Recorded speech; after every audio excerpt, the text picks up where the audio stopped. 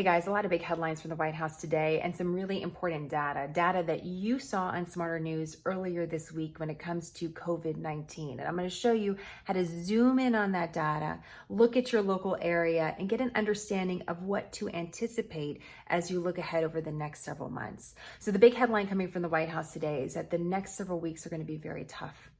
We are going to see a spike in infection rates and deaths in America due to the new coronavirus. But unlike other leading causes of death, you actually have the opportunity to change your destiny and the destiny of the nation by continuing these social mitigation efforts. Social mitigation is social distancing, staying away from other people and staying home.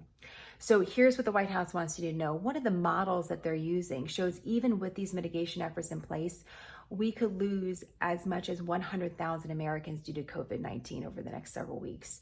It could be as high as 200,000. But if we did nothing at all, if we went back to business as usual, we could lose more than 2 million Americans to this virus. So this is why the efforts matter. Dr. Anthony Fauci said now is the time to step on the accelerator. Do not get discouraged by the data you may see. On data, what continues to be the case is that New York and New Jersey are the hardest hit states. For the other 48 states, the task force has encouraged so far that they haven't seen the huge spikes that we saw on the East Coast, but they're continuing to be worried about Michigan and Louisiana as potentially the next hotspots, and they want to keep the cases at a level where they're not seeing the huge spikes in other states. This is why they're emphasizing again the social mitigation. One note about data, most of the data in America we're getting from the hardest hit areas.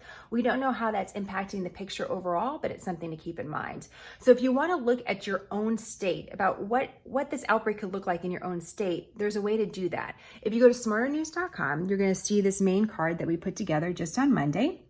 This was from the White House Task Force briefing on Sunday. You can flip through it and see some of the important quotes that we isolated for you. And if you go to the View Source page, you can go ahead and click on that. And here is one of the models that the White House referenced again today. You can go ahead and check that out for what it looks nationwide, but there's a pull down menu right here and you can actually look at your own state. In my state of Texas, for example, the peak for the COVID-19 outbreak isn't until maybe the first week of May. So it's going to be different state to state. So I encourage you to take a look at that. Expect more strict guidelines based on the White House briefing today. They continue to say they're going to leave it up to the states on how to implement these guidelines. But there's enough information now publicly available that I would just wait and watch. What are you going to hear from your mayor? What are you going to hear from your governor? So watch for that.